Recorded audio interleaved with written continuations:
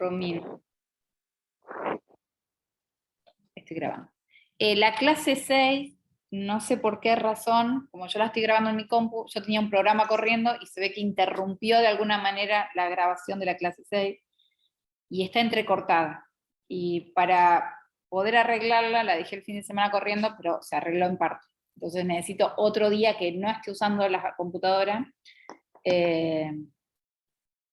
pero en algún momento la voy a tratar de subir, chicos. Bueno, profesora. A veces pasa eso. Bueno, Guillermo, ¿estás en el trabajo? Entonces hubieses venido a la noche, Guillermo, si estás en el trabajo. No, pues trabajo hasta las 11. Ah, ok. Bueno, ¿podés leer aunque sea? Sí, lo estoy buscando. Bueno, No. mientras vos buscás, Gallo Inés, Sí, ¿puedes leer el punto 1 del 7? un paciente deportista habitual diagnosticado recientemente con asma bronquial leve intermitente. Comienza con sintomatología disneizante que limita marcadamente la práctica del ejercicio que habitualmente toleraba. ¿Qué fármaco de elección estaría indicado para permitirle desarrollar su normal capacidad durante el ejercicio? Bien, Inés, ¿nos contás qué entendés de lo que está diciendo el texto? Que, bueno, es un paciente que Ujú. realiza actividad física que comienza con una dificultad para realizar esa actividad. ¿Por? Supongo que debe ser por falta de... Para mí tiene asma, por un asma bronquial. No, para Dice. vos no, lo dice el texto, Sí, diagnosticado. sí, asma bronquial leve. Bien. ¿Y qué significa después dice con sintomatología desneizante? ¿Qué significa desneizante? Que tiene dificultad para respirar. Es una característica de la tos, ¿no? Sí. La tos que provoca dificultad para respirar. Bien. Y dice, ¿qué fármacos de elección estaría indicando para permitirle desarrollar su normal capacidad durante el ejercicio? Antes de eso, ¿nos querés contar qué es el asma? ¿Qué provoca el asma? El asma es como una... como, a ver, ¿cómo? Es una, Es una acumulación de secreciones, creo que es, en todo el parénquima pulmonar, que impide el flujo del aire. provoca gran cantidad de mucosidad, pero ¿quién provoca esa gran cantidad de mucosidad y por qué? ¿Qué es lo que sucede?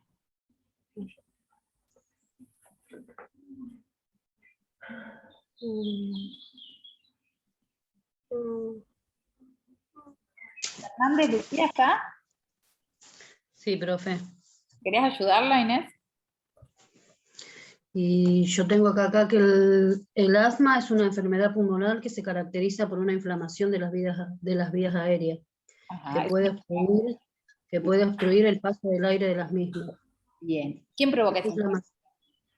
¿Eh? ¿Quién provoca esa inflamación? ¿Es en respuesta a qué? Por eso surge a partir de una hiperactividad bronquial, porque puede ser por agentes que producen alergia, como polen o ciertos compuestos químicos. Ajá, bien. Mm. Cecia, Lima, ¿querés completar un poquito esa idea que acaba de decir Lucía? Sí, también por ciertos aumentos, antes, el tabaco también, como dijo la compañera, alérgenos, el ejercicio. ¿Y quién responde a todo eso? ¿Quién responde a los alérgenos? ¿Quién responde al tabaco? ¿Por qué hay una inflamación? Ciertas células, ¿no? Las células, bien, las células de la respuesta inmune, ¿sí? Los glóbulos blancos, muchos de ellos, sobre todo los mastocitos, van a responder, ¿sí? Produciendo citoquinas en el medio, y entonces todo eso en respuesta también va a producir una gran cantidad de mucosidad, que va a obstruir las vías aéreas. Perfecto. Bien. Y Lady, ¿anda por ahí? Lady, Agudelo. Agudelo dice acá que avise que se acaba de cortar la luz. Ah, ok, justo. Monje Priscila. Puso Romina Duarte. Perfecto. Monje Priscila está. Sí, profe. Bueno, Priscila, ¿y qué tipos de fármacos hay para tratar el asma? En general, ¿no? Si los querés caracterizar. Los agonistas beta 2 adrenérgicos, Ah, ¿y qué producen esos, te acordás? producen una broncodilatación. Perfecto. Bien. ¿Modifican la respuesta inflamatoria o la secreción de mocos los agonistas beta adrenérgicos? No, No, perfecto. Bien. Otros. ¿Cuáles son los otros? Los segundos. los antagonistas muscarínicos Antagonistas muscarínicos. Sí, ¿te acordás y uno de ellos?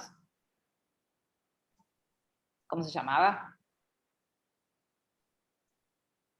ay, no, tiene un nombre difícil que no me Tiene un acuerdo. nombre difícil. Bromuro dipatropio, ¿te acuerdas? Bromuro de... Bien. ¿Cuál es la función de los antagonistas muscarínicos? ¿Qué es lo que hacen?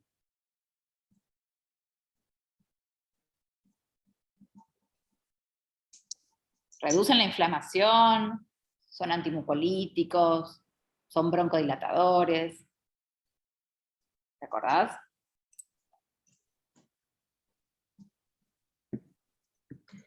Profe, ¿producen broncodilatación al bloquear los receptores colinérgicos del músculo lisobronquial? Lucía, no me leas, Lucía. Bueno, no me acuerdo bien la siguiente memoria. Entonces tiene efecto broncodilatador y aparte disminuye la secreción de mucosidad. Ahí sí tenemos dos características. ¿Sí? Y los terceros... Sí, profe, Sí. este tipo de medicamento ¿se usa solamente como coadyuvante de los beta adrenérgicos o se puede usar por sí solo para un tratamiento crónico? Por sí solo. Ahora vamos a ir a eso. Por sí solo. Vamos Ok. a terminar con el tercero. ¿Cuáles eran los terceros, Priscila? Los ¿Dijiste? corticoides, Ah, los corticoides, bien. ¿Y esos qué hacen? ¿Qué efecto tenían? tienen un efecto inflamatorio, Antiinflamatorio. antiinflamatorio, perdón. Y bloquean Antiinflamatorio. la hiperreactividad bloqueal. Entonces, tenemos tres tipos de fármacos. ¿Sí?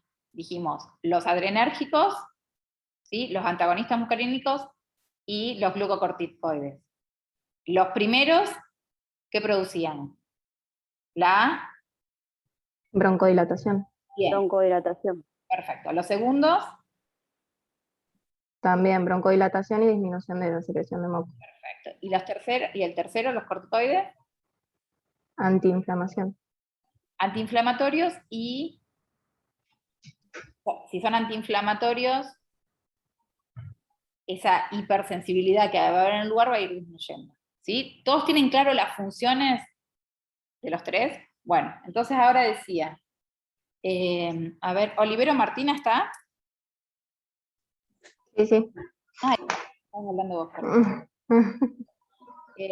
Entonces, acá la pregunta decía, ¿qué fármaco de elección estaría indicando para permitirle desarrollar su normal capacidad durante el ejercicio? Porque este es un paciente con asma bronquial leve intermitente que hace deporte.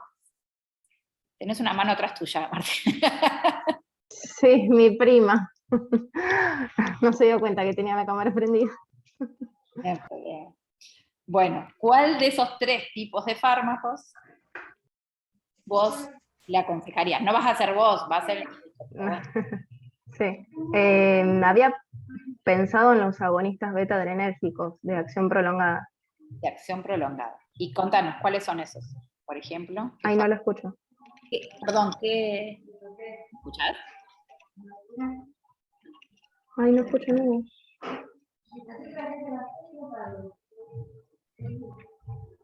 ¿Nos escuchás? No estábamos hablando. Ahí está, ahí está. Ahí está, ahí está. Ah, el internet me anda mal.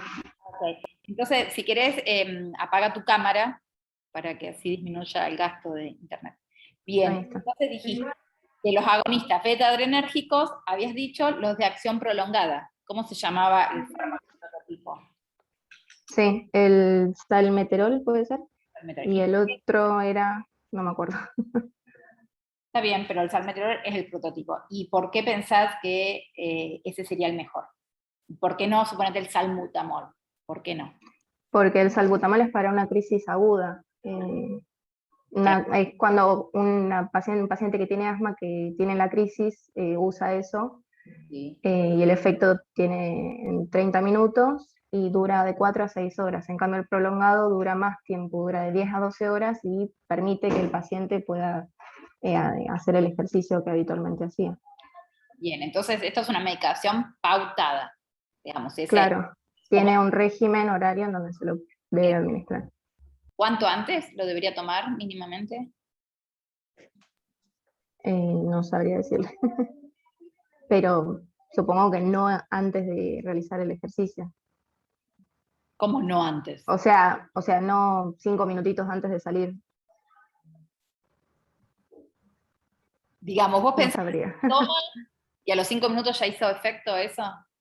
No, eso. No le diría que lo administre 5 minutos antes de hacer ejercicio, sino, no sé si con 1 hora bastaría. Okay. Bueno, De la acción 30 prolongada, si fuera 1 hora, ya sabés que como dura entre 10 y 12 horas. Bien, ¿alguien tiene otra opinión? ¿Alguien le daría otra cosa a este paciente? No, yo puse lo mismo, profe. Candelaria.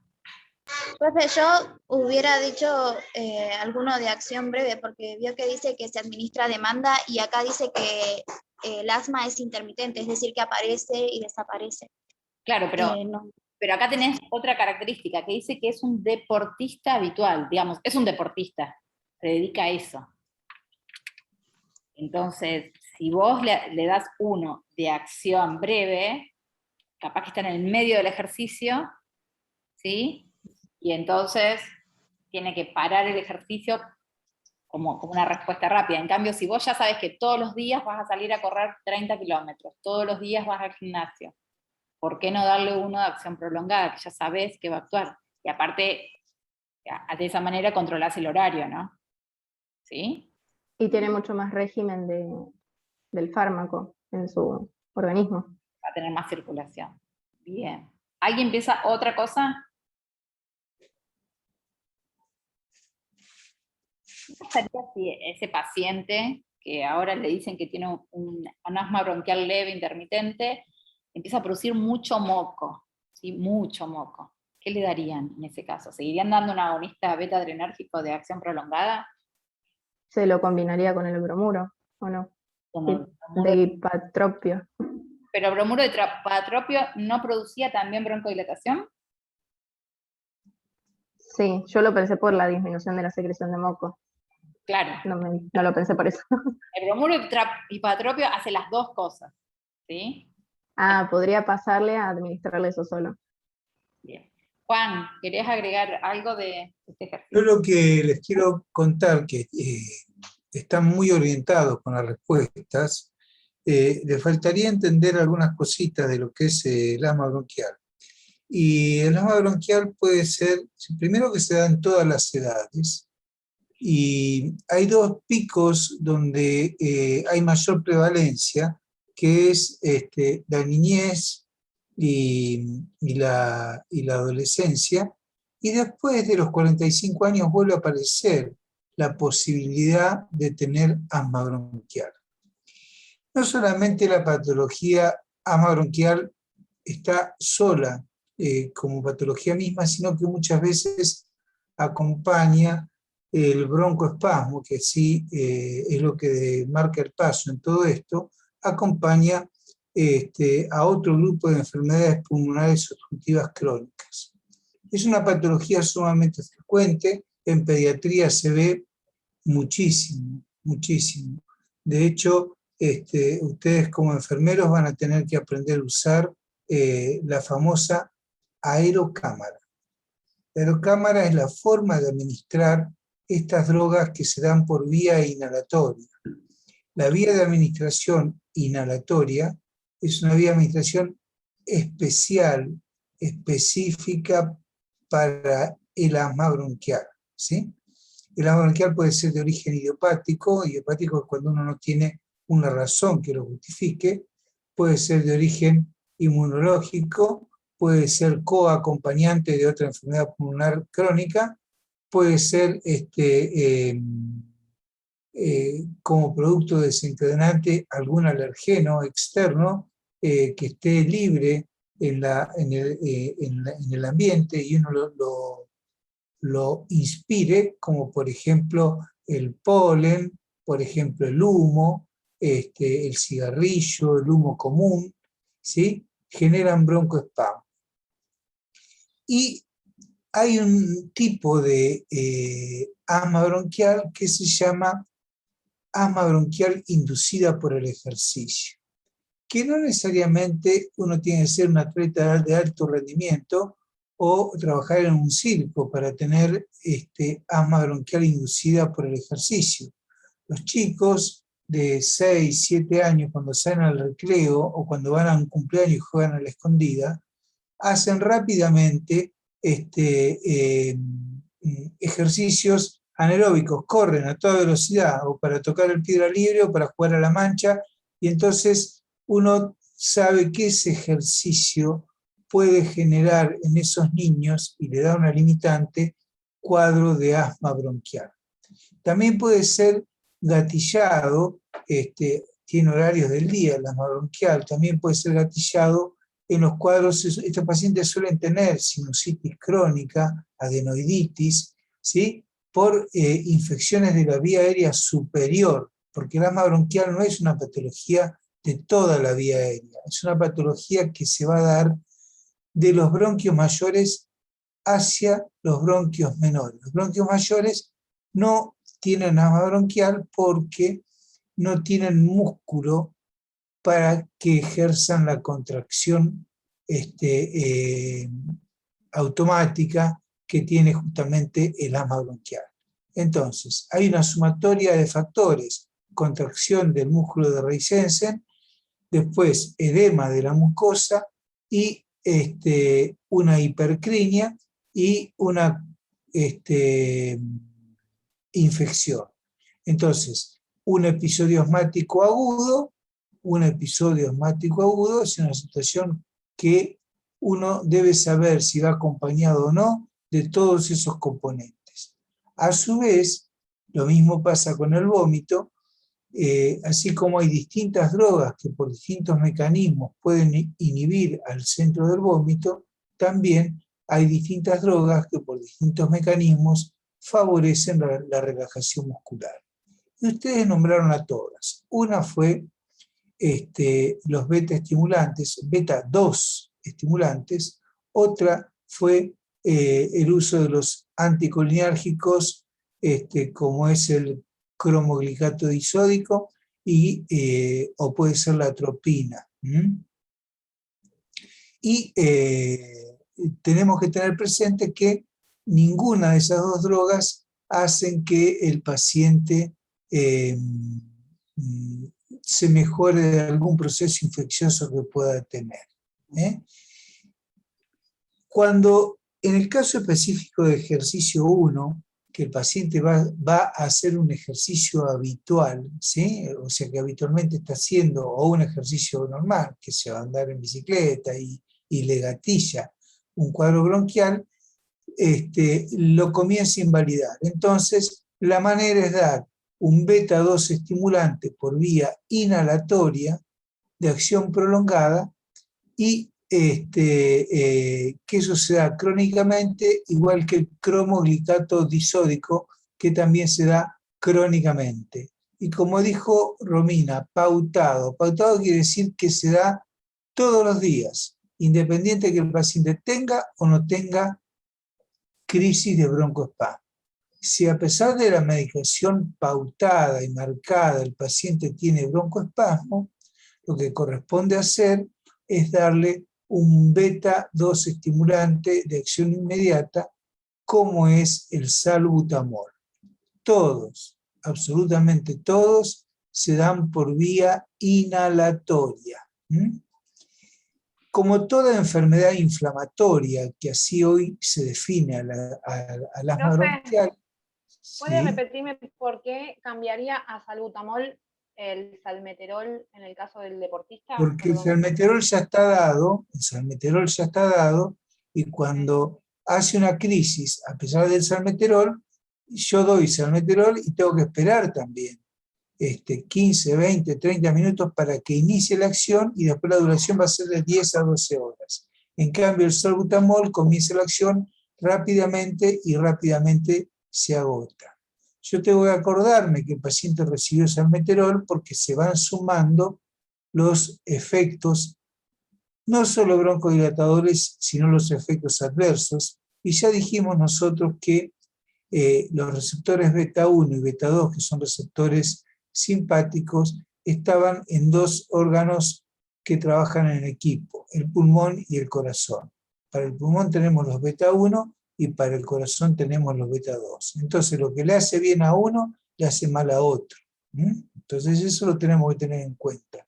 Los efectos colaterales de los beta 1 van a ser taquicardia, hipertensión, dolor de pecho, infarto de miocardio, incluso la muerte. Entonces hay que ser muy cuidadosos. Si ustedes mañana van a trabajar en un área, en una guardia, sepan que es tan frecuente el asma bronquial que existe, así como está el shock room donde se trata el paciente traumatizado, también existe el área especial para el paciente asmático. Entonces, tal vez les toque trabajar en una guardia y van a conocer todo lo que yo les estoy diciendo, ¿sí? Y en esa vehiculización, entonces está el aerosol, debemos contar con la posibilidad de que el paciente inspire, si es niño la aerocámara, y si no que sepa hacer, no cualquiera sabe aspirar inicialmente un broncodilatador o un corticoide. Y en los niños tener la aerocámara. Y a continuación, esto se ayuda mucho con el aporte externo de oxígeno. ¿Sí? Bien. Un cuadro asmático es un cuadro dinámico. Puede mejorar o puede empeorar rápidamente y transformarse en un estadio de leve, pasar a moderado, y de moderado pasar a grave, y puede terminar en asistencia respiratoria mecánica. Esa es la característica del asma bronquial. Y si hay algo que revolucionó el tratamiento, fue la farmacocinética y las vías de administración, sobre todo de los corticoides. El impacto sistémico que antes se daba por los corticoides dados por boca, y uno lo veía en los niños que no crecían o que tenían dificultades, etcétera, etcétera, por los efectos adversos de los corticoides, hoy se ha visto que el corticoide por vía inhalatoria, dados en aerosol, ¿sí? Disminuye el impacto sistémico. Es como que se mantienen dentro del área específica que es la pulmonar. Igualmente van a aparecer algunos efectos adversos que ya vamos a ir viendo.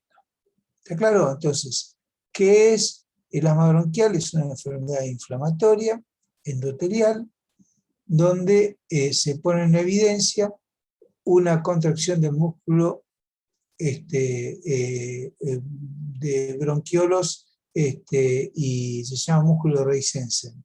Y entonces ese músculo se contrae y genera una dificultad para la expiración. El asmático puede tomar el aire, pero no lo puede largar, y tiene una respiración sibilante. Hace un sonido especial que es ¿sí? Así es como respira el asmático, como chiflando. ¿Ok? Bueno, eso era lo que yo les quería decir. Bueno, todos ahí, Juan les habló de la aerocámara y todos estuvieron mirando un poco cómo enseñarle a un paciente, cómo lo utilizarían y todo eso, ¿no? Me imagino que sí, porque es re importante que un enfermero sepa eso. ¿Sí? Todos hacen... Sí. Sí, profe. Perfecto. Fernández Agustina no estaba, creo. y Lady Agudelo se le cortó la luz. Así que, Ortiz Carolina, ¿está? Sí, acá estoy. Carolina, ¿podés leer el punto 2? Profe, el lunes el profesor había dicho que el punto 2 no lo teníamos que ver. No sé No importa, vamos a tratar. si les mencionó algo. Seguramente dijo que no, Porque es porque un fármaco que no vimos. la cisteína, claro, la cisteína, la N-acetilcisteína, es una droga que se utiliza para una enfermedad congénita muy severa, que suele dar bronquiectasia, que suele dar pancreatitis, que suele dar enfermedades digestivas, y no es una patología habitual para el tratamiento del asma bronquial, seguramente por eso. Pero olvídense de la cisteína inhalada, y por eso dice por eso habla de mucha secreción. Olvídense de la cisteína inhalada, y qué hacer frente a un paciente que tiene muchas secreciones. Se lo contestamos nosotros, ¿sí? Lo que hay que hacer es quimioterapia, ¿sí? Y tratar por todos los medios de que el paciente ayudarlo a expulsar. Como la expiración es un movimiento pasivo, en tanto la inspiración es activo, ¿sí? La inspiración es cuando yo tomo aire, y la expiración es cuando la elasticidad pulmonar permite que se vaya eliminando el aire.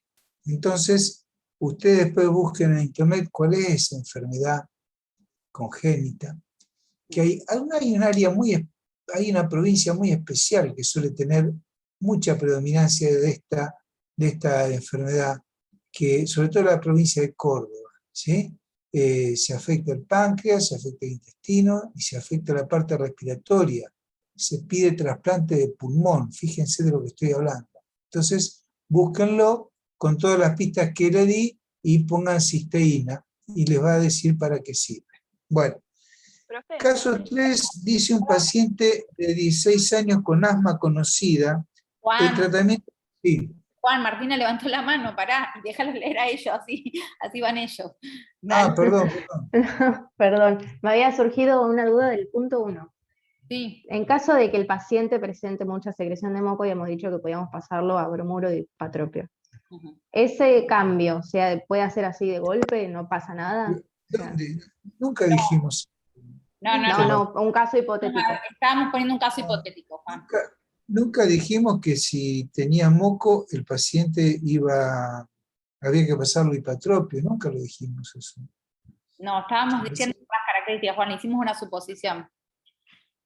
Ah, bueno, pero no. Entonces, incluso lo sugirió Martina eso, pero no continuamos. Enseguida hablamos. No, porque si el bueno paciente, saber si el qué paciente podríamos tiene, hacer en una el crisis paciente tiene asmática. moco y tiene broncoespasmo, y sabemos que hace cuadros que no está en condiciones de ponerse ni a correr ni a jugar a la escondida. Lamentablemente es una limitante, ¿sí? Porque el moco, la única manera de sacar el moco es con expiración y tosiendo, no hay otra manera de sacar el moco. Si el paciente no expira y no tose, la tos es un movimiento expiratorio de alta velocidad para alargar todo lo que uno tiene en el aparato respiratorio.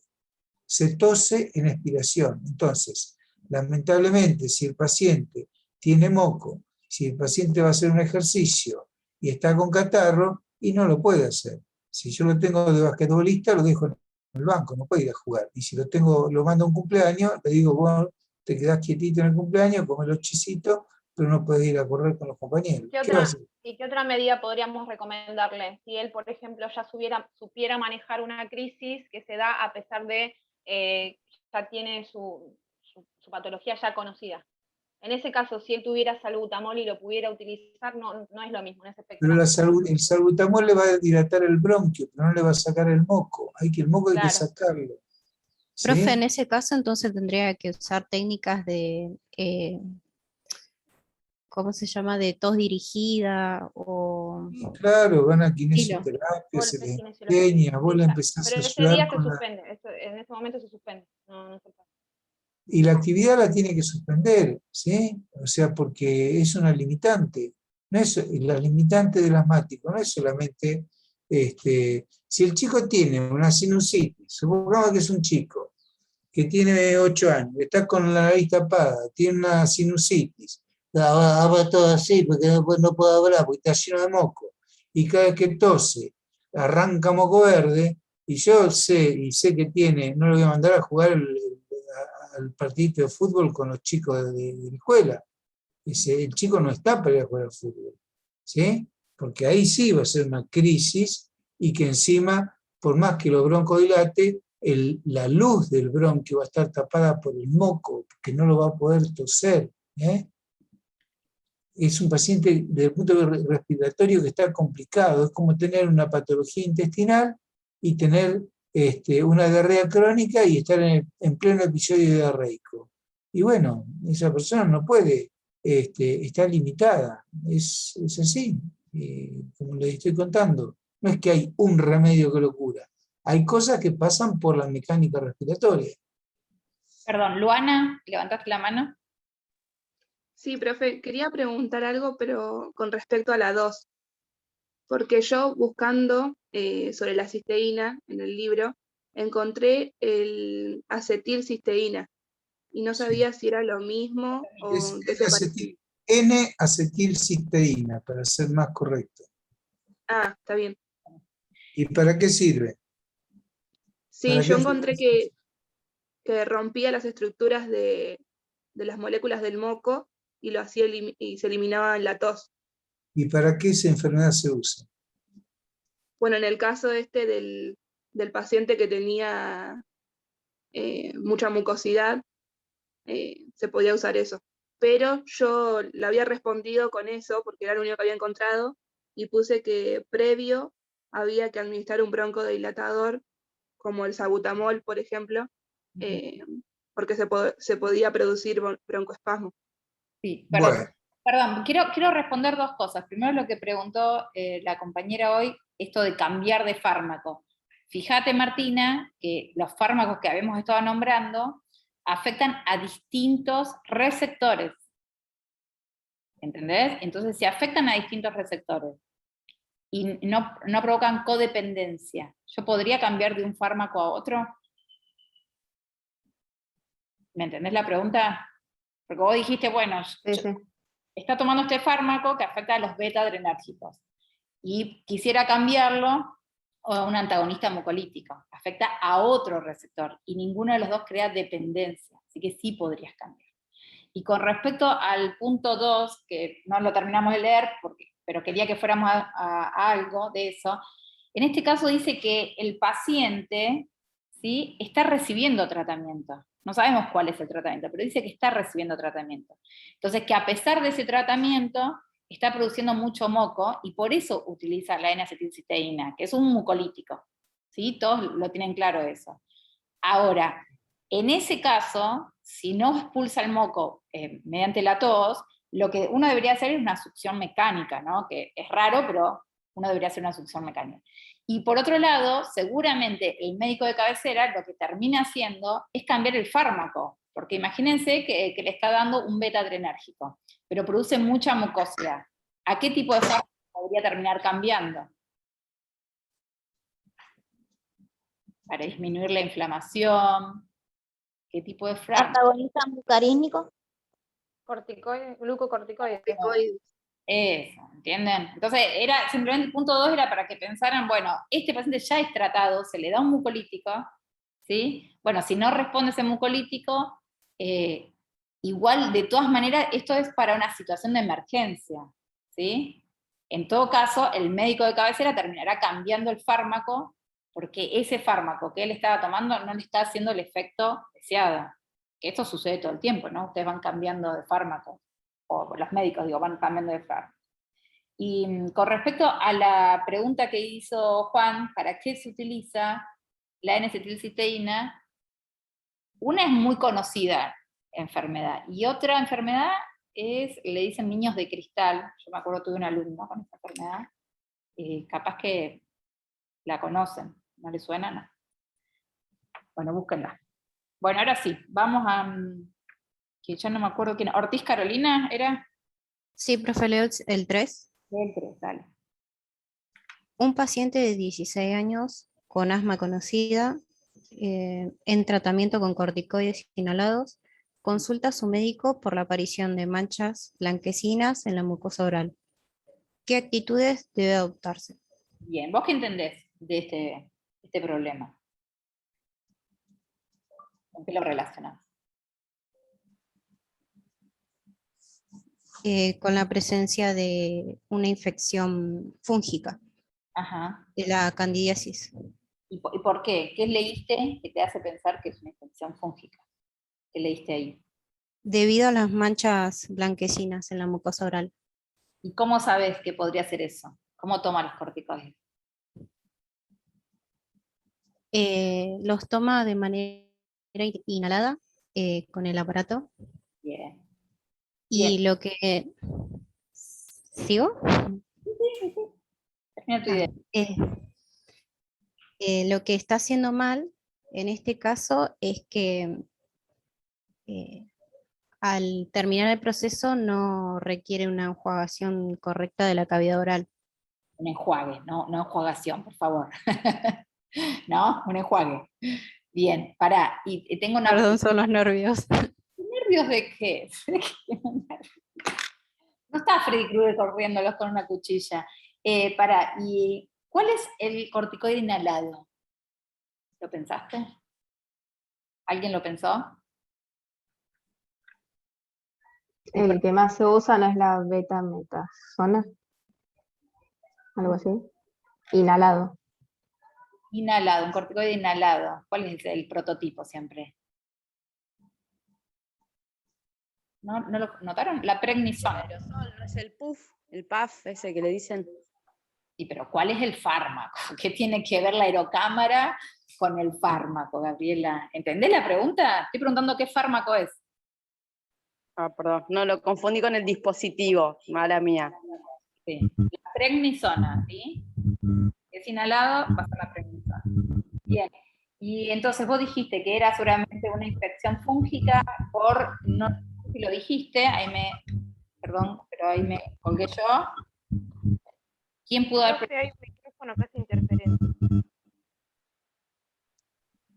Sí, yo también escucho interferencia. Bien, ¿quién dijiste que podía ser, Carolina, ese hongo que produce esa infección? La cándida. Candidiasis, bien, una candidiasis. Y dijiste que tenía que lavarse la boca, ¿sí? ¿Cuándo? ¿Cuándo tendría Una que...? vez terminado de usar el aparato. Bien, podría lavarse la boca. ¿Alguien pensó otra cosa? Que Otra. podría usar Sí. los espaciadores, profe, también, para que no sea tan directo a la boca el inhalador y que llegue directamente a las vías respiratorias. Digamos, armar una cámara, querés decir. Cámara. Claro, o sea, ponerle el adaptador al PAF, las cámaras, entonces no iría directamente a la cavidad bucal. Eso Bien. había visto yo, y bueno, eso sí, de enjuagarse la boca había puesto, y de no lavarse los dientes inmediatamente después de hacerse el PAF. Bien, yo tengo una pregunta, Tamara, para hacerte entonces. ¿Por qué deberían lavarse la boca? ¿Por qué? ¿Cuál es? Enjuagarse, decía enjuagarse con agua, y no lavarse, o sea, los dientes con pasta dental, porque debe ser que No, le debe... esa no es la pregunta. La pregunta que te estoy diciendo es, ¿cuál es la función de los glucocorticoides? ¿Cuál es la típica función de los glucocorticoides?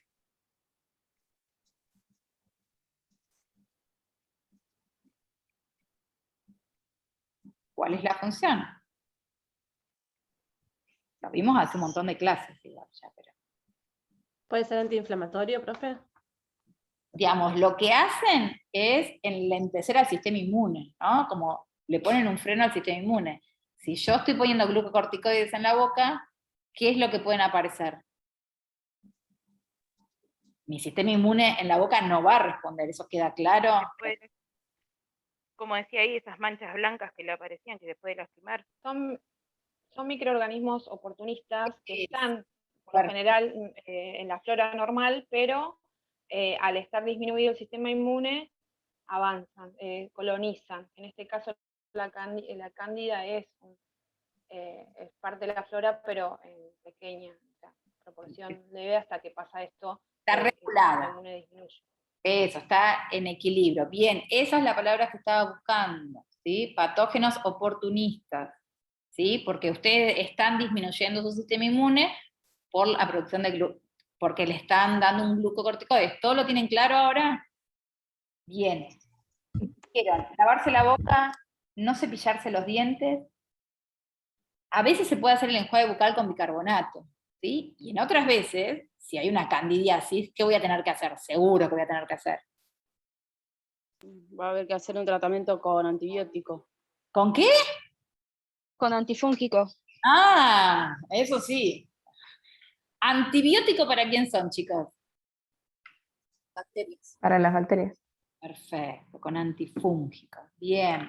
Que en la clase que viene vamos a ver los antifúngicos. No les voy a preguntar con cuál se los trata ahora, porque lo vamos a ver la clase que viene, pero acuérdense el caso. Juan, ¿querés agregar algo a esto? No, yo lo que quiero contarles es que existe un compuesto que tiene una mezcla de salbutamol salmeterol y fluticasona, que es un corticoide, que se llama Ceretide. A veces uno conoce más estos remedios por el nombre comercial, y todos los asmáticos consumen Ceretide, o sea, es la suma. Entonces, del beta-2 estimulante prolongado y la suma del corticoide. Frente a lo que corresponde al caso clínico 3, esas manchas blanquecinas hablan de una micosis donde es como un iceberg, uno solamente ve la punta, pero esa micosis va a toda la vía respiratoria, incluso puede ir a la vía digestiva también. Son infecciones oportunistas y se dan en pacientes que se inmunodeprimen por alguna sustancia, diabéticos porque estén portando alguna infección o por la dosis que reciben. Entonces, la nistatina, que es un antimicótico oral, ¿sí?, que no se absorbe en el tubo digestivo, sirve para hacer lo que se llama gárgaras, gárgaras y buches de nistatina. Uno la prepara en un vaso y hace gárgaras, o sea que remoja toda la zona micótica, porque hoy habló Romy del bicarbonato, es uno, cambiar el pH al medio, y la otra es hacer gárgaras con nistatina y buches, y después tragarla, no se escupe, se traga la nistatina para que vaya haciendo efecto en todo el tubo digestivo, ¿sí? Entonces, de eso se trata, y es una micosis frecuente de ver, sobre todo en los niños y en los pacientes crónicamente enfermos por alguna cuestión. Es un oportunismo. Bien. Con esto le tenía que... Lo que quería decir de la acetilcisteína, que la enfermedad prototipo que requiere la acetilcisteína, que es una droga cara, es la famosa fibrosis quística, que es la enfermedad que yo les conté, que es una de las causas de trasplante de pulmón. Entonces, son pacientes que no solamente hace broncoespasmo, sino que tienen destruido todo el parénquima pulmonar y se inundan de secreciones, y no hay manera de que se mejoren aún con los drenajes posturales, etcétera, etcétera, etcétera. La kinesiología. Bueno. Seguimos. Susiski, Luana, ¿querés leer el caso 4? ¿Ahí me escuchan? Sí, Luana. Ahí lo leo. Paciente de 34 años de edad, mujer, cooperante internacional, recién llegada de Marruecos, que acude a urgencias con cuadro diarreico de 4 días de evolución. En el primer día del proceso diarreico se automedicó con 2 miligramos de loperamida en 2 tomas. lo que limitó el número de deposiciones, aunque se reanudó el cuadro al día siguiente. No presenta fiebre ni dolor abdominal en la exploración. Se le realiza analítica, que da como resultado un moderado incremento leucocitario y linfocítico, junto con una ligera descompensación electrolítica. Se pauta reposición hidroelectrolítica a base de preparado oral, dieta progresiva astringente y reposo. Identificar la posible etiología desencadenante del proceso. Bien. ¿Y qué interpretaste, Luana, de todo lo que decía el problema? Bueno, yo interpreto que bueno, la mujer, como se menciona ahí, está con diarrea hace 4 días. ¿Cómo qué? Escuché que dijiste, ¿cómo qué? La mujer, ¿cómo? Como dice ahí, Ah, como menciona en el enunciado, está sí. con diarrea hace 4 días, ella se automedicó y eso alivió aparentemente las deposiciones, pero después siguió con el cuadro, igual como estaba. No tiene otro tipo de síntoma como fiebre o dolor, se menciona ahí, y por el examen que le hicieron, tiene aumentado los leucocitos y los linfocitos. Perfecto. Ahí también tiene un desequilibrio Electrolítico. Y si vos lees la primera oración, ¿qué puedes sacar de la primera oración?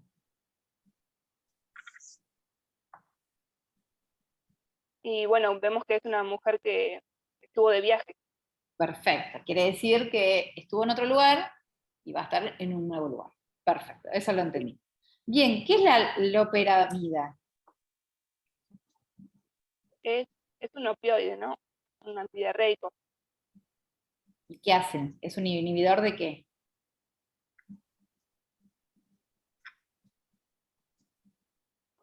De la motilidad gastrointestinal. Perfecto. No sé quién respondió, perdón. Yo, profe Candelaria. Candelaria Reyes. Bien. Y entonces, vos dijiste, a ver, voy a volver a repasar. Tiene un aumento del leucocitario y linfocitario, hay inflamación, hay descompensación electrolítica, debe estar deshidratado, me imagino, ¿no? Bien. Y a ver, ¿quién me queda acá? Ah, Ruth, Aurelio Ruth. Ruth. Ah, sí, estoy. Me llegó un email de las elecciones. Bueno, Ruth. ¿Y con qué lo puedes asociar este caso? ¿Con qué tipo de enfermedad? La diarrea que está teniendo esta señora con una infección. ¿Qué tipo de infección? Una infección intestinal. Gastrointestinal, ajá. Sí. ¿Y qué relación tiene? ¿Que esto estuvo de viaje? Algún alimento que no consume frecuentemente, puede ser que haya producido eso, o con lo que o el agua, inclusive. ¿Qué tiene el agua? ¿Qué puede tener el agua? Puede tener algunas bacterias, o inclusive si está muy contaminada puede llegar a tener hasta parásitos. Pero eso es más frecuente en un pescado crudo como el salmón. Pero claro, no. El agua. Eso que estás diciendo tiene algunas bacterias normalmente. ¿Dónde vivís vos, Ruth? ¿El Luján? En Luján vivís. ¿Y tenés agua de red o agua de pozo? Las dos. Bueno, si tomás agua de pozo, ¿no? Y vos todos los días tomás el agua de pozo de tu canilla, de tu pozo, ¿sí? ¿Te puede llegar a hacer algo? Y considerando que no tengo cloaca, sí, porque puede haber una contaminación del agua por el pozo, por la filtración de las bacterias que presentes en... Bien, igual el agua normalmente tiene bacterias. ¿Sí? Bacterias Sí. endémicas. Ahora, si yo me voy de viaje a la India, nunca tomé el agua de la India, y hay un pozo de ahí. ¿Las bacterias que esté enfrentadas van a ser las mismas? No, son bacterias que no estamos acostumbrados a recibir. Nuestro sistema inmune no las reconoce. Nuestro sistema, no, ¿cómo no las reconoce? Pará. No, al revés. No las conoce. No las conoce. Si son endémicas del agua en donde yo siempre tomo, ya las conoce. Lo que hace es que están siempre controladas. ¿Sí? ¿Qué pasa cuando ingresa una bacteria que no tiene controlada normalmente? Actúa el sistema inmune innato, que no es específico y produce estos síntomas, la inflamación de la mucosa. Voy a aclararte una cosa, no se monta solamente la respuesta innata, sino también la adquirida, ¿eh? Las dos respuestas se montan. Pero se monta toda una respuesta, y eso puede provocar, entre ellas, la diarrea. Esta típica enfermedad, ¿cómo se llama? Diarrea del viajero. Diarrea del viajero. No sé quién está hablando, Martín. Martín. Sí. Bien. Y voy a ir a Cecio Lima. Cecia, siempre le cambio el nombre. Cecia. Profe, yo tenía una consulta con el tema de la diarrea del viajero. Yo había puesto que no, porque es como que lo que identificaba la diarrea del viajero era la fiebre y los cólicos. En este caso, que no los presenta, pero no tiene nada que ver. Perdón, no te escuché bien. Volvé a repetir todo, Cecia. Que yo no había puesto, no lo había asociado con la diarrea del viajero, porque es como lo que identifica a la diarrea del viajero es la presencia de fiebre fuertes y cólicos.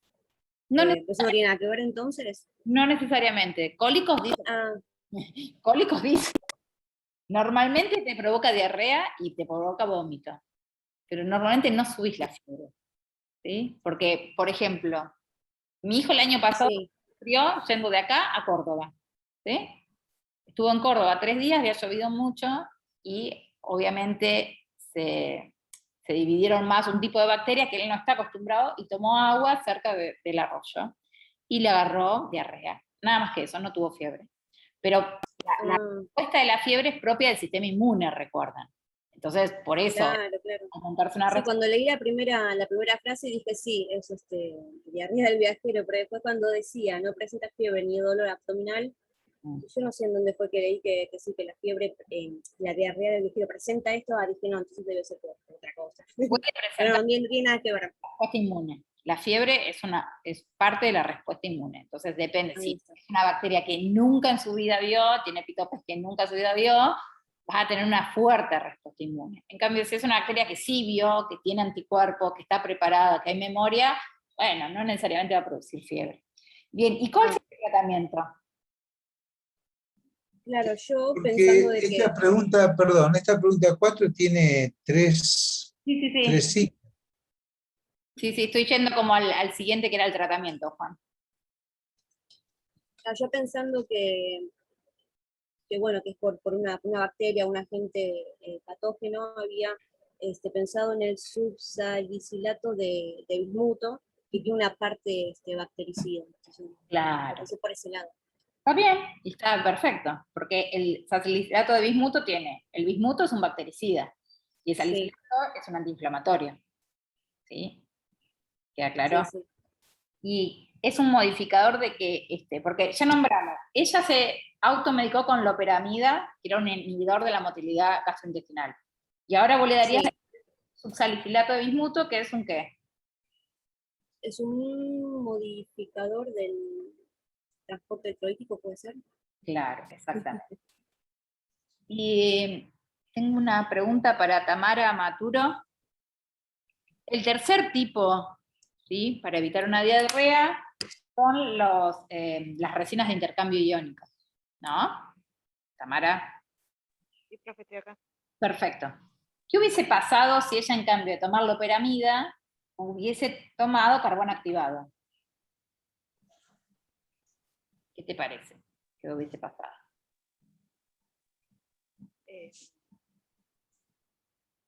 ¿Hubiese terminado internada, lo mismo, exactamente igual?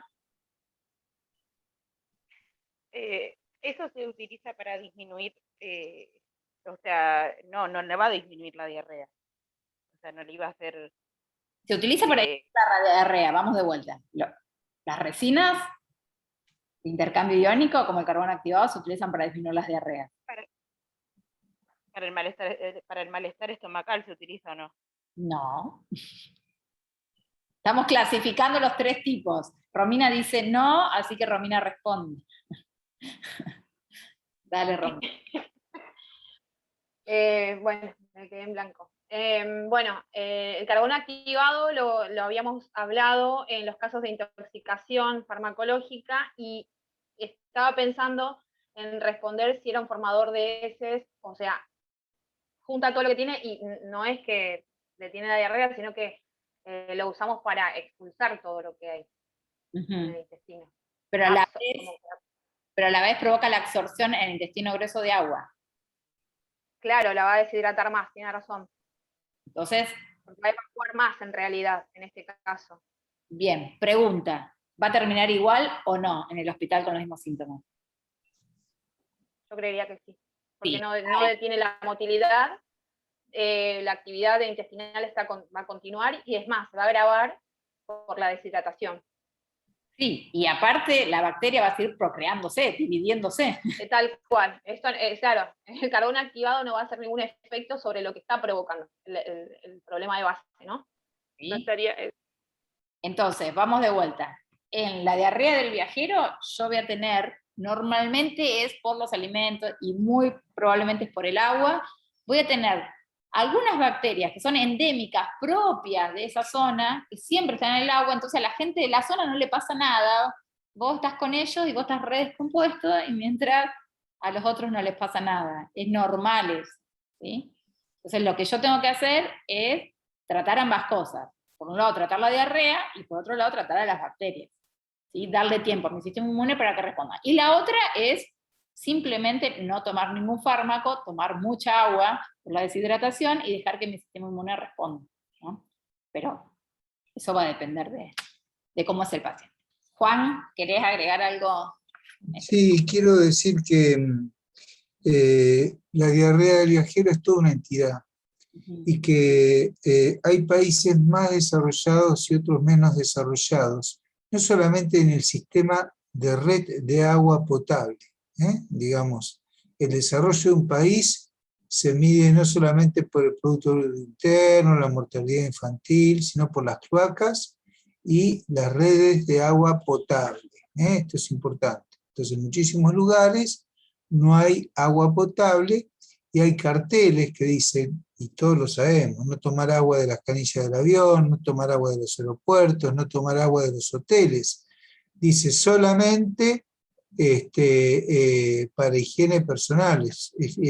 Hay carteles en todos lados, en todos los hoteles. Uno va a República Dominicana y uno se encuentra en un hotel 5 estrellas y se encuentra con esos carteles. En Cuba uno ya sabe que la cosa es así.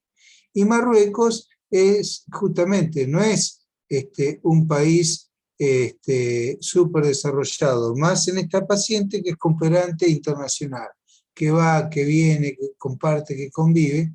Entonces, es normal que tenga esa diarrea del viajero, están acostumbrados a tenerla. La diarrea del viajero puede ser producida por una enorme cantidad de bacterias. Normalmente es generada por la Escherichia coli, que está en la materia fecal del ser humano, y con eso se contamina el agua, o las verduras, porque también riegan con eso. Pero también puede existir una diarrea de viajero generada por salmonela, salmonela tifi, o si no, de origen viral, como es la fiebre amarilla, ¿sí? La de los mosquitos, que mata a la gente por la diarrea.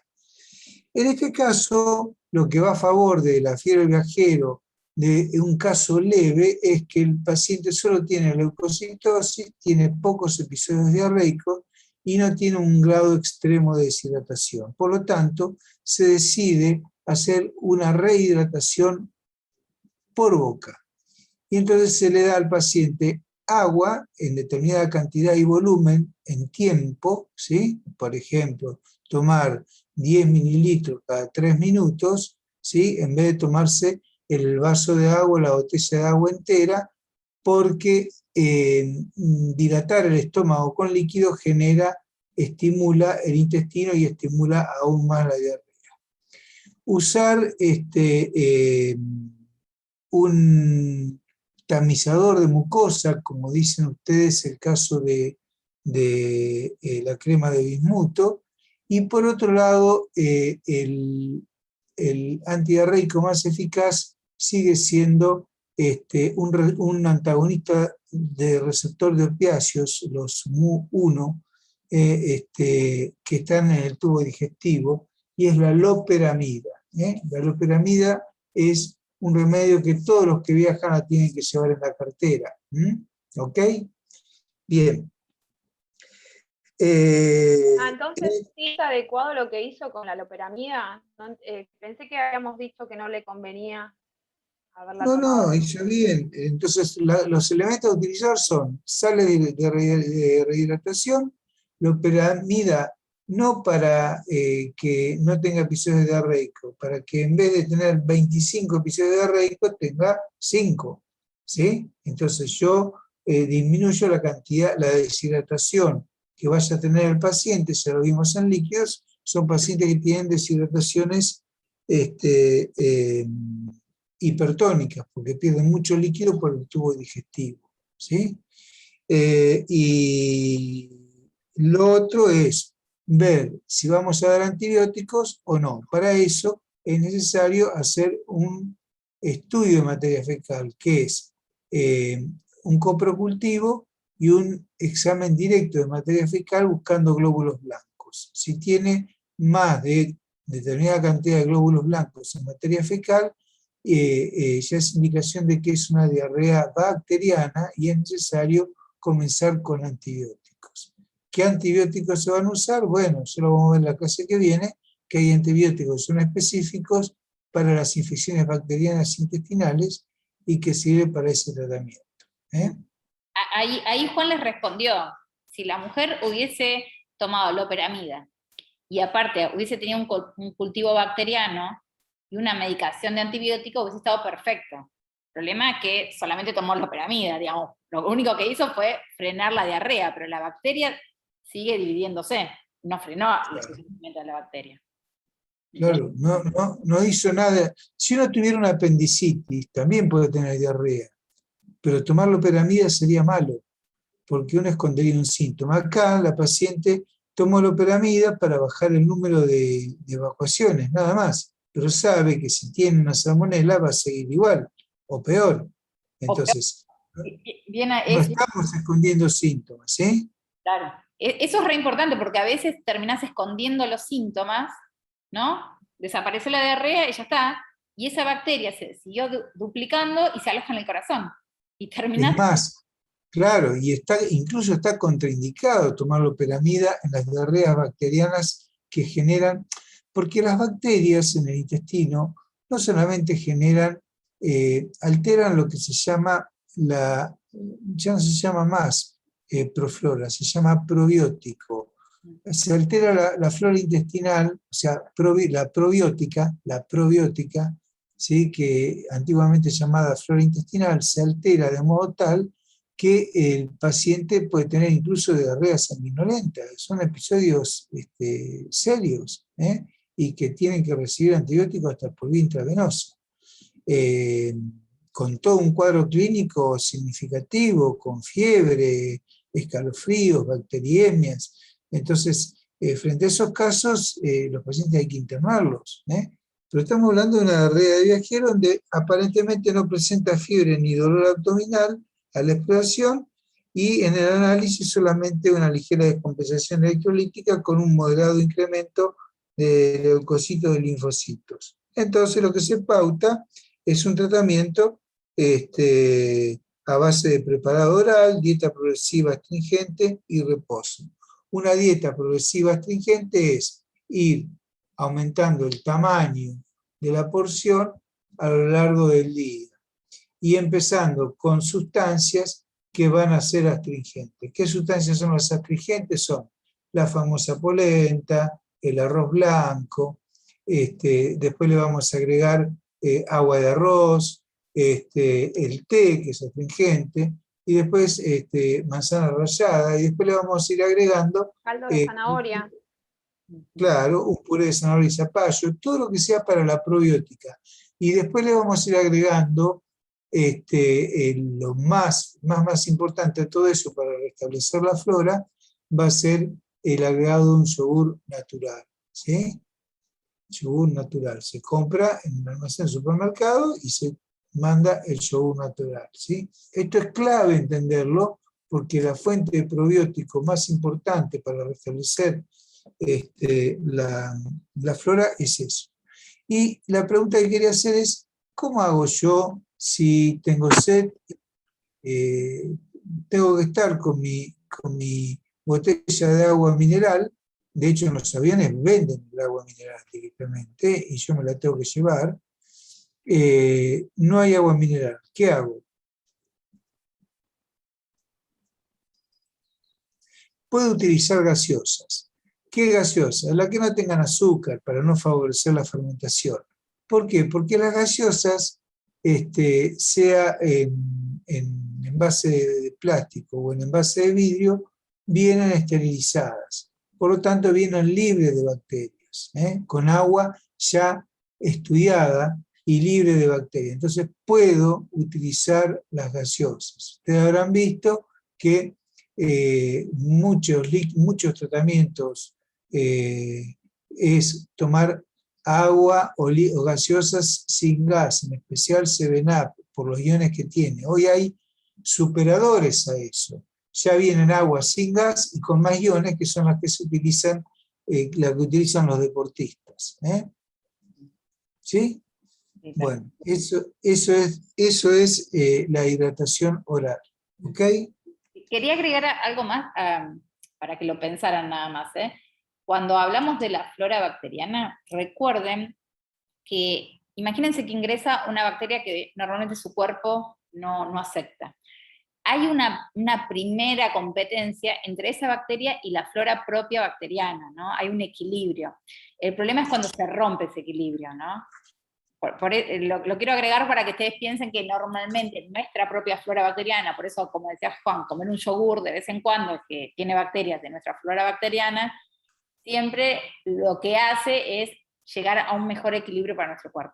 Hay algunas propagandas mentirosas, esto lo quiero decir, que dicen que, por ejemplo, LK6, ¿no? Es un tipo de bacteria, ¿no? Que nosotros tenemos en nuestra flora. Pero si nosotros ya tenemos esa y le agregamos más LK6, no es que vamos a tener más LK6, porque no hay espacio para más, mantenemos el equilibrio. Esto lo digo para que está bueno tomar yogur de vez en cuando, pero no es que todos los días un yogur va a cambiarte la flora bacteriana. No, yo me refería al yogur nada más que para este estado, para el estado probiótico, para mejorar, para que se restaure. Les aviso de las propagandas mentirosas que hay que dicen, ¿no? Absolutamente, sí, claro. Bueno, está un Rain Tamara. Un Rain Tamara. Y si no, Domínguez María Belén. Domínguez María Belén. Sí, profe. Bueno, podés leer el ejercicio 1 de la guía que le figura como 9 a ustedes. Sí. Dice, mujer de 78 años que toma frecuentemente bicarbonato por ay, no me sale la palabra. Epigastral. Sí, y regurgitaciones ácidas, refiere desde hace un año disnea de esfuerzo progresiva y durante el último mes ortornea. En el momento del reconocimiento, su presión arterial es de 180-70 milímetros de mercurio, el pulso amplio de 90 latidos por minuto, intensa palidez de piel y mucosas, incurgitación yugular en decúbito y edemas en miembros inferiores hasta la rodilla. Las uñas son planas, frágiles y con estriación longitudinal. Sus datos analíticos fueron hematocrito 23%, hemoglobina 5,6, reticulocitos 25.000, sideremia 25, ferritina 8. Con estos datos, ¿cuál sería, a su entender, el diagnóstico médico y el tratamiento? Bien, antes que hacerte preguntas, voy a aclarar cosas que no leyó nuestra compañera, ¿no? Sí. La hemoglobina es 5,6 gramos por decilitro. Estoy leyendo unidades, ¿no? Y lo aclaro por capaz que no saben. Sideremia, 25 microgramos por decilitro. Ferritina, 8 nanogramos por mililitro. Porque no saben cómo leerlas. Sí, gracias. Eso que no las leía. Bien, entonces la primera pregunta que te voy a hacer es, ¿qué ocasiona el bicarbonato? Digamos, ella toma bicarbonato porque dice que tiene epigastralgia y regurgitaciones ácidas. ¿Para qué toma el bicarbonato? El bicarbonato. El bicarbonato, ¿para qué lo tomo?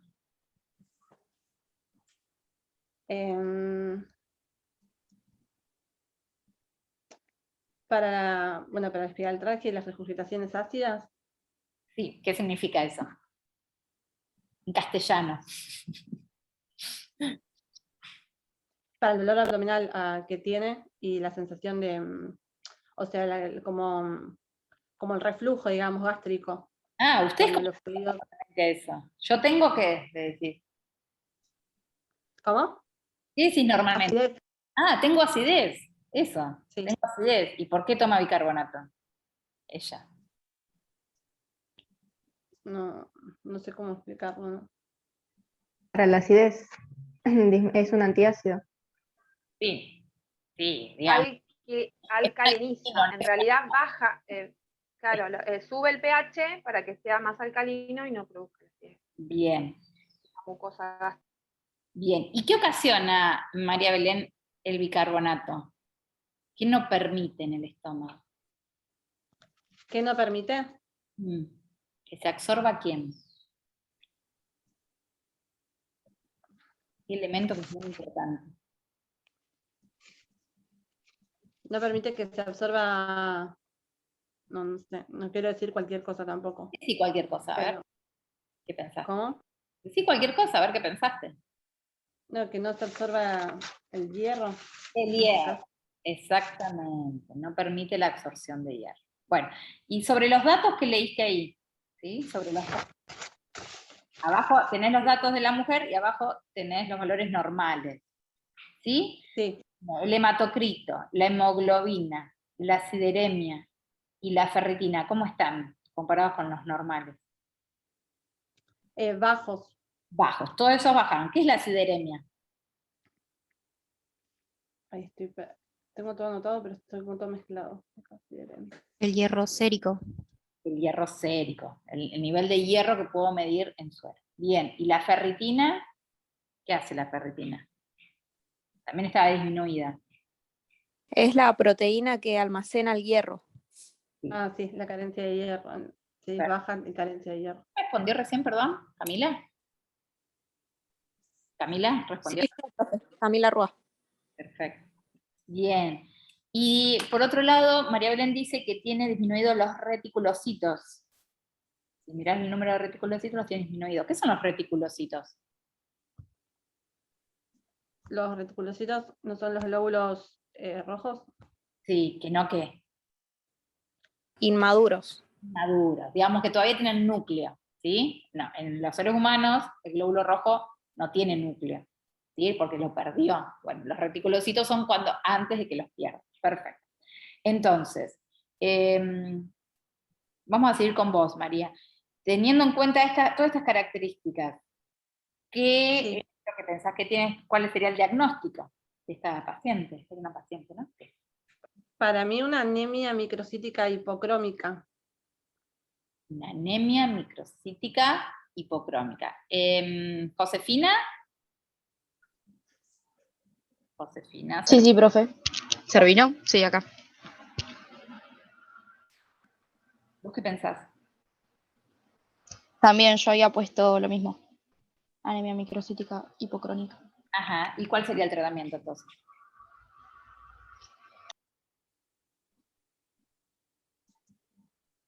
Ay, perdón, se me cerró el micrófono. El tratamiento...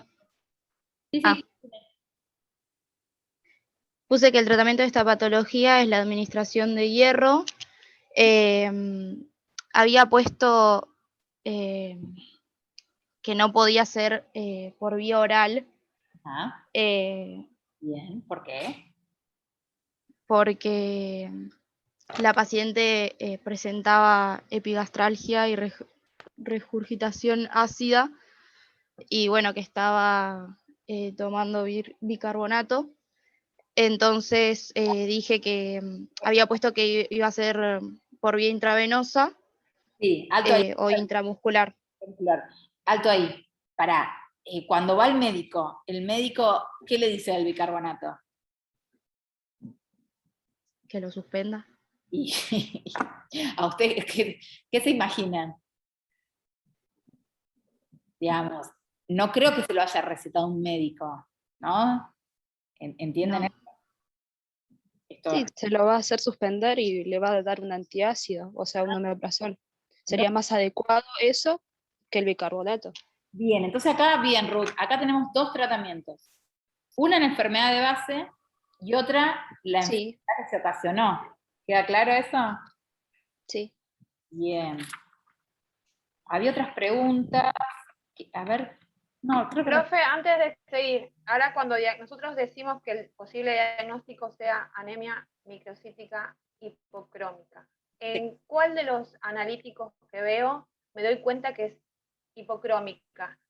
Porque estamos hablando del color de los glóbulos, entonces yo no puedo identificar cómo me doy cuenta que es. Está perfecta la pregunta, porque todos los que dijeron microcítica hipocrómica, ¿quién estaba hablando recién? Romina. Romina, está perfecta lo que vos decís. Todos pusieron Porque yo había puesto anemia ferropénica del tipo Obvio. microcítica, nada más. Sí. Pero no sabía cómo buscar el tema del color del glóbulo. Exactamente, todo lo demás lo inventaron. Yo tenía la misma duda, porque yo dije, me falta el frotis. Lo tuyo, el diagnóstico correcto es una anemia ferropénica, ¿sí? Lo que pasa es que la ferropénica normalmente es microcítica e hipocrómica, las dos cosas, ¿sí? Entonces la tinción del glóbulo rojo el glóbulo rojo es pálido en la tinción y el tamaño es menor, ¿sí? Perdón, pero el profe. diagnóstico... Sí. Perdón, digo algo porque era yo la que estaba hablando, que había dicho que era ese tipo de anemia, que yo lo había pensado de la misma manera que lo puso Marti en el chat, que es por la hemoglobina. Porque tiene disminuida la hemoglobina. Claro, la hemoglobina es lo que tiñe Yo lo pensé por eso. Vos podés tener la hemoglobina disminuida por tener una hemorragia aguda y no ser una anemia microcítica hipocrómica. No, sí, obvio, pero digo, color lo pensé por ese sentido, a eso voy, le respondo a Romina de por qué lo pensé en eso, nada más, no digo que esté bien o esté mal, simplemente digo mi pensamiento. Yo tampoco, por eso quería aprender de cómo sacábamos lo de la crómica, ¿no? Bueno, ahora te lo digo, Romina, para saber... que la hemoglobina le da el color también. Está correctísimo, entonces para eso vos tenés que ver el hemograma completo. El hemograma completo te dice cantidad de glóbulos rojos, hematocrito, te dice volumen corpuscular medio, hemoglobina corpuscular media y el tamaño globular. Todo eso, y después te informa, en la hematimetría te informa las características, si hay palidez de los glóbulos rojos, la transferrina y la saturación y concentración de la transferrina es una hormona transportadora, una enzima transportadora de hierro, ¿sí? Y te informa también la sideremia. Cuando vos tenés ese conjunto de datos, sobre todo cuando vos tenés el hemograma completo, que en todos te hablan del volumen corpuscular, ¿sí? Ahí recién puedes hablar si es microcítica o es macrocítica, porque vos podés tener una anemia macrocítica con una hemoglobina baja también. Sí. Lo que hace el diagnóstico de anemia no es el hematocrito, es la hemoglobina, ¿sí? Antes se hablaba de que hematocrito bajo, anemia. Hoy, hemoglobina baja es anemia. Lo que tenemos que buscar es por qué motivo ver todo el hemograma completo para considerar si tiene glóbulos rojos chicos, grandes, pálidos o no pálidos, ¿sí? Sí, normalmente, perdón, cuando vos ponés en el diagnóstico para el bioquímico anemia, también hace un frotis, ¿sí? Y lo observa el microscopio, que acá no lo dice, pero normalmente, aparte del hemograma, le hace un frotis. ¿Saben lo que es un frotis? Sí, es un preparado de serológico de sangre. En un vidrio. Sí, la extensión en un vidrio y la coloración. Ahí, más los datos de la hemoglobina, ya tendrías una pista de cuál es. Estuvo bien que pensaron los compañeros. Perfecto. Creo que este punto quedó respondido todo, no sé si... No, lo que quiero decir es que esta mujer añosa, 78 años, es una paciente añosa, vieja, una paciente vieja, 78 años. Y entonces, como todo paciente viejo, toma la medicación del siglo pasado, ¿sí? Que era lo que se usaba, el bicarbonato. El bicarbonato se usaba para calmar, ¿sí?, la acidez de estómago, el síndrome ácido sensitivo. Hoy ya no se usa más el bicarbonato, ¿sí? ¿Por qué? Porque el bicarbonato no solamente el periodo de calma es fugaz, sino que además luego se absorbe por el tubo digestivo y genera una alcalosis metabólica y una absorción de sal. El bicarbonato tiene bicarbonato de sodio, tiene sal, se incrementa el sodio, ese sodio incrementa la presión y podría justificar todo lo del resto de las cosas que la paciente tiene. Pero lo que quiero decir, ¿qué es lo que se usa actualmente?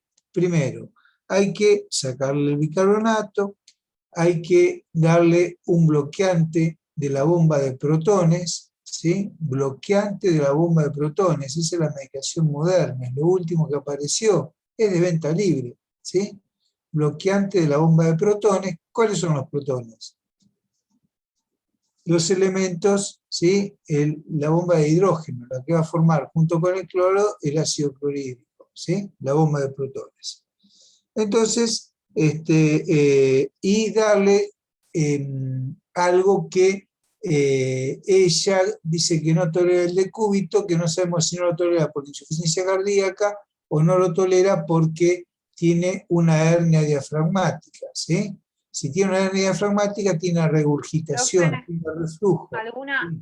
¿Alguna alteración cardíaca no nos estaría indicando esta parte que dice ingurgitación yugular y edema en los miembros La paciente hasta la rodilla? tiene una insuficiencia cardíaca agregada, ¿sí? Claro. Ortopnea quiere decir que no puede acostarse, tiene que respirar sentada. Después, disnea progresiva al esfuerzo durante el último mes, ortopnea. La presión arterial está alta, el pulso está amplio y tiene una intensa palidez de piel y mucosa, con ingurgitación yugular en decúbito y edema en miembros inferiores hasta la rodilla. Fíjense esto, las uñas son planas, frágiles y con estrías longitudinales. Esto es característico de la anemia, de las anemias ferropénicas. Y la otra cosa que lo busqué eso y no lo encontré ni en el libro ni en la teoría porque quería saber qué es lo que estaba indicando esto de la uña. Característico, la uña se afecta en las anemias, ¿sí? Y sobre todo en la ferropénica da ese tipo de uña, plana o en cucharita se llama, ¿sí? Son frágiles con estaciones longitudinales y además generan como una alteración en la morfología de la lengua, que los pacientes tienen deseos imperiosos de comer hielo, de masticar hielo. Eso es característico de las anemias ferropénicas. Cuando un paciente cardíaco que está en el límite hace un cuadro, lo que ha hecho esta paciente es un cuadro de hemorragia digestiva, ¿sí? Ha hecho un cuadro de hemorragia digestiva crónica, por eso llegó a niveles tan bajos de hematocrito. Cuando hay una hemorragia digestiva crónica, oculta, como es este caso, por eso es crónica, ¿sí? El corazón se torna insuficiente. Para mejorar la función de ese corazón, el secreto está en mejorarle el transporte de oxígeno, mejorándole la hemoglobina y el hematocrito, ¿sí? Dice, ¿qué fármacos antianémicos son los indicados en la paciente anterior y qué recomendaciones dietéticas un licenciado en enfermería podría sugerir? Entonces ustedes hablaron del hierro. El hierro se puede dar por boca, o se puede dar por vía intravenosa, o se puede dar por vía intramuscular. No todos los hierros por vía intramuscular son bien llevados. Existen dos formas para darlo por vía intramuscular. Acuérdense que generan manchas en la piel, que pueden dar reacciones anafilácticas e incluso pueden generar la muerte. Lo que se da es el hierro que tiene sorbitol. Es una mezcla especial de hierro. Y el tratamiento más común es dar hierro por boca. existen hierros con coberturas gástricas para que se empiece a liberar en el tubo digestivo en todo lo que es después del píloro, del píloro, en todo lo que es intestino delgado. Ahí se deriva esos comprimidos para que se libere lentamente el hierro y se pueda absorber. Eso es a tener en cuenta. En este caso no administraríamos hierro por vía oral, porque el efecto adverso de este tipo de hierro es molestias gastrointestinales, y lo que haríamos es empeorar su cuadro. Bueno, así... Bien, intramuscular entonces en ese caso. Y con respecto a los alimentos, que Juan preguntó. Podríamos yo quería decir algo administrarlo. con respecto a si intramuscular o intravenosa. Yo lo que había pensado es que en el cuadro agudo en el que se presenta sí estaría bueno que se comience intravenoso una vez ya pudiendo elevar estos depósitos como la ferritina, aumentando la ferritina, por ejemplo, y todo lo que se hace en el cuadro agudo, ya ahí sí podría pensarse en el intramuscular como un tratamiento a largo plazo. Eso es lo que habíamos charlado incluso con el profesor el lunes, porque me daba la duda, a ver, sí, intramuscular y intravenoso tenemos el hierro dextrano, sí, que tenemos la posibilidad de tener las dos alternativas, entonces, ¿por qué uno y no el otro? Y el hecho de que intramuscular podría ser más usado para, claro, más usado para el manejo crónico. Sí, a mí por me eso da había dudas, puesto esa referencia, esa a mí diferencia. perdón, Romy, a mí me da dudas la intravenosa en una mujer de 78 años. No sé si alguno de ustedes se dio hierro, es demasiado denso. Entonces, no sé, la verdad ahí me da un poquito de dudas eso. Pero, sí, podría reverse eso, sí, habría que ver en el momento. Sí, y con respecto... Pero en el caso de que, bueno, no estuviera la condición de la edad, yo por ahí sí, primero darle las dos alternativas. Igual es súper doloroso. Tenía una duda. Sí, una duda con la primera parte, antes que sigamos avanzando con el tratamiento. Sí. Porque usted mencionó que el uso del bicarbonato habitual que tiene la paciente impide que se pueda absorber. Yo lo primero que había pensado en que ella, como toma frecuentemente bicarbonato, dijo, bueno, ya se agravó para úlcera péptica, por ejemplo. Ya hay una pérdida de sangre que hizo que, aunque sea mínima, hace que se presente la anemia, ¿no? Pero se ve que se me pasó por alto entender la importancia del pH o de la presencia de bicarbonato en la absorción en el duodeno. ¿Me podría explicar? Porque la verdad que no lo entendí, se ve en el teórico. Digamos, vos pensás, el bicarbonato es una sustancia alcalina, ¿sí? Sí. Cuando vos tomás, vieron que ahora normalmente en esos TikTok y esas cosas dicen, ay, de vez en cuando tomar bicarbonato. Bueno, yo les traigo toda colación de cosas que suceden hoy en día, ¿no? Lo único que va a hacer eso es que tus células gástricas, ¿sí?, produzcan menos ácido gástrico. Pero vos tenés otros ácidos, ¿sí? Tenés la bilis, tenés el ácido pancreático y todo eso. Y todos ellos, ¿no? Pero al vos tomar bicarbonato, lo único que estás haciendo es, en el estómago, disminuir la cantidad de ácido gástrico. Pero no estás disminuyendo los otros ácidos, ¿sí? Y la regurgitación normalmente, si es del estómago hacia el esófago, en realidad lo sentimos en el esófago porque tenemos menos capas de célula, eso lo tienen claro, ¿no? Digamos, no sentimos la acidez en el estómago porque tenemos muchas capas de célula que lo aíslan.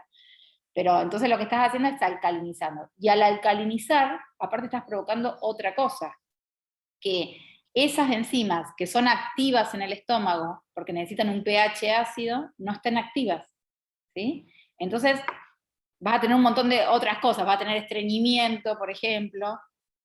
No sé si entendés, digamos, como hay un montón de consecuencias por usar el bicarbonato. En algunos momentos, para algunos tóxicos, como algunas antitoxinas, se utiliza el bicarbonato, pero no como una cosa regular de todos los días, ¿sí?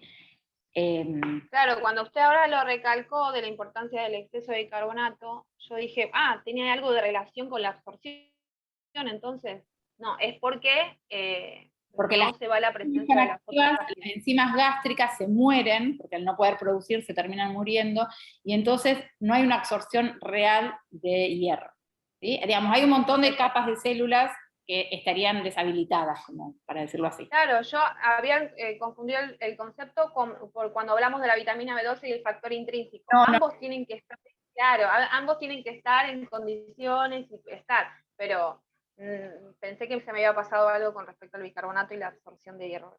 María, la clase termina a las 2. Chicos, no, María me pone que 2:30 se tiene que ir, la clase termina a las 2. Bueno, queda un punto, lo leemos rápido para tratar de sacarlo rápido, ¿se animan? Un rey no estaba, ¿no? Gallo, Inés, ¿querés leer de vuelta? Inés. Inés se fue, Inés no está, ¿no? Inés. Sí, sí, acá estoy. Vamos, despertate, Inés, está durmiendo, Inés. Paciente mujer de 53 años con alteraciones neurológicas. Parestesias, ataxia, disminución de la sensibilidad vibratoria. Entre sus antecedentes destaca una trombosis mesentérica intervenida hace 4 años con amplia resección de intestino delgado y el colon. Sus datos analíticos fueron hemoglobina 6,2 gramos por decilitro, BCM Ahí mayor a está, 100, volumen corporal medio, quiere decir eso. Sí. volumen corporal medio de 100, siderimina 145 microgramos por decilitro, ferritina 35 nanogramos, plaquetas 300.000 microgramos, reticulocitos 12.000 mililitros, vitamina B12 116, que no sé qué significa, creo que es mol. ¿Cuál es a su entender sería el diagnóstico por parte del médico y el tratamiento más adecuado? Bien. Y bueno, estos valores normales. Inés, ¿me decís qué significa parestesia y ataxia? Parestesia y ataxia. Bueno, la parestesia es como una sensación de hormigueo. ¿Y la ataxia? Y la ataxia es como, creo que era un desequilibrio, un deterioro de la coordinación. Sí, como que pareces borracho, ¿no? Esa es la idea. Sí. ¿Qué es una trombosis mesentérica? Una trombosis, a ver, mesentérica. es un trombo. ¿Es un trombo en dónde? Es un trombo en las venas mayores, creo. ¿Irriga sangre a dónde? Al intestino. Al intestino. Bien. Sí, en este caso la mesentérica superior, la arteria. Claro. Sería. ¿COSOE está? ¿Un COSOE? Yo ya no me acuerdo. Camila Millar. Creo que se dijo que se iba a venir a la tarde. Camila Millar. Camila, ¿no? Problemas en el trabajo. ¿Cómo, Ximena? A mí tenía problemas en el trabajo, calculo que se va a conectar a la noche. Bueno, Alacia Lara, ¿está? Alacia Lara. Bueno. Había dicho que tenía problemas con el internet en el chat. ¿Tan difícil? No sé, aviso. Bueno, cualquiera. Dígame, voy preguntando y me van diciendo. ¿Cómo está la hemoglobina? Hemoglobina. Baja, está baja. Bien, el volumen corporal medio. Alto. Elevado.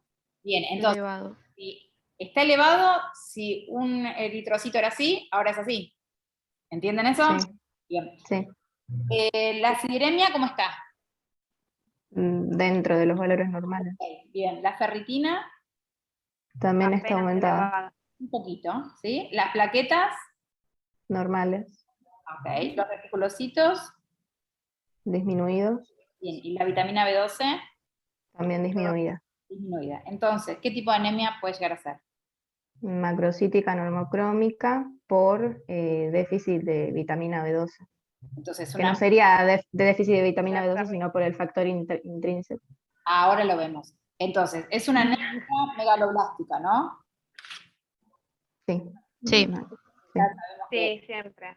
Bien. Y acá está diciendo, dijeron deficiencia de la vitamina B12 por ausencia del factor intrínseco. Y antes ella había nombrado una trombosis mesentérica, ¿sí?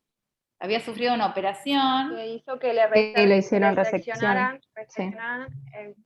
pero del intestino delgado y el colon. Yo creo que quizá no haya un problema del factor intrínseco, puede Claro. existir. El problema está en el lugar en donde se absorbe, que no lo presenta este paciente, porque ya fue Claro, yo tomé que le habían hecho resección del ilio y que como ahí es la zona donde se absorbe, al tener poca área de ilio, No puede. tiene el déficit, no puede absorber la vitamina B12. Puede ser que se esté produciendo en el estómago como siempre, pero que Claro.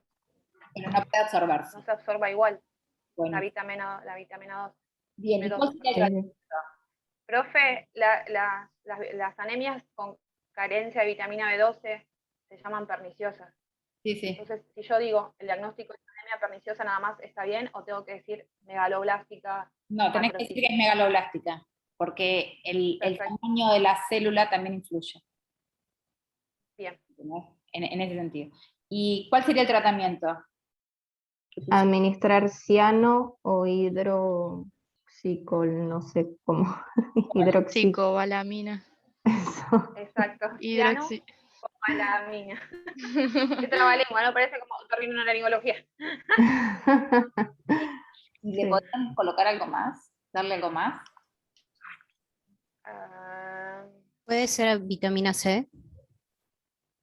No, no me refiero a eso. Va para ese lado, pero no.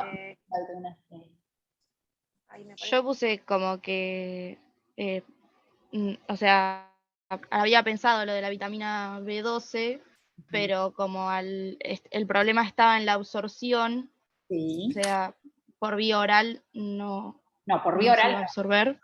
No, por vía oral no. Claro, yo lo pensé por vía intravenosa, puse. Sí. ¿Puede ser? ¿Puede ser asociado a ácido fólico? Sí, eso, asociado a ácido fólico. Bien.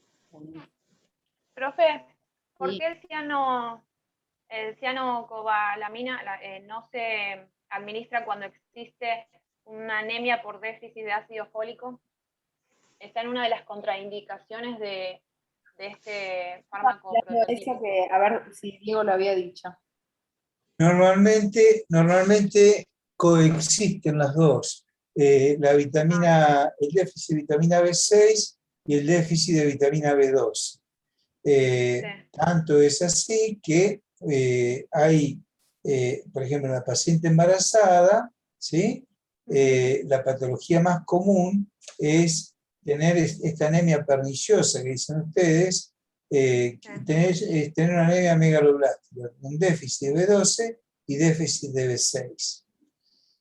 Se vio con el tiempo que es tan importante el déficit no solamente para la parte anémica, sino para la formación fetal, administrarle vitamina B6 a la mujer, no solo que esté embarazada, sino que quiere embarazarse, para mejorar sobre todo el cierre del tubo neural.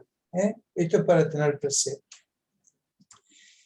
En este caso, esta paciente, mujer de 53 años, lo que tiene, y ustedes recuerden, toda anemia con una repercusión neurológica, o sea, un síndrome cordonal posterior se llama, donde tiene parestesias, o sea, alteraciones, hormigueos, calorcito, calambre, no sabe si pisa bien, si pisa mal, trastornos en la marcha, esa ataxia, incoordinación en la marcha y disminución de la sensibilidad vibratoria, cuando el neurólogo golpea un diapasón y se lo coloca en un maléolo para ver si percibe la vibración.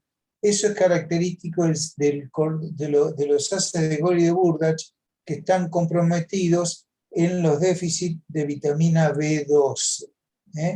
¿Cuál es el origen de déficit de vitamina B12? ¿Le falta factor intrínseco de Castellet? No, no le falta. Lo que le falta es el lugar de absorción, que es el intestino delgado, y la parte del colon, que es donde actúa el factor intrínseco de Castré. ¿Sí? ¿Van entendiendo? Entonces esta mujer ha quedado con un síndrome de intestino corto y un síndrome de mala absorción crónico. Por eso, esto mismo ocurre en los pacientes que se hacen el bypass gástrico, ¿sí? Que quedan con una anemia crónica deficitaria, tanto de hierro como de B6 como de B12. Esos son los complementos que tiene que tomar esta paciente del caso clínico 2, como aquellos que se hacen la cirugía manga gástrica o cirugía bypass gástrico, tienen que sostener de por vida con estos suplementos vitamínicos que les estoy diciendo. Entonces, este relato es importante. ¿Es una anemia grave? Sí que es grave. Es grave porque tiene síntomas neurológicos. Para que una anemia megaloblástica dé síntomas neurológicos, son mucho tiempo de instalación. Entonces recuerden esto, así como yo les conté de las uñas quebradizas y planas, y los cambios en la lengua, y las ganas de comer algo frío permanente de la anemia ferropénica, la anemia megaloblástica, cuando está instalada y lleva meses de instalación, da cuadros neurológicos. En este caso, uno trataría al paciente con vitamina B12, vitamina B6 y le agregaría hierro. Vía de administración, si el paciente lo tolera, se puede dar por boca. La cianocobalamina se da por boca. Sí. Pero los niveles de esta paciente no están bien con respecto al hierro. Iba a decir eso, el hierro está aumentado. ¿Podríamos omitir el administrar el hierro? Por eso, para eso se pide análisis. Si se puede omitir, se omite. Y si el cuadro lo amerita, para eso se piden los análisis. Se pide sideremia, transferrina y hemograma completo. Entonces, si no necesita hierro, tenemos un problema menos. Porque ¿qué es lo que estamos viendo en este capítulo de anemia? Estamos viendo la plasticidad.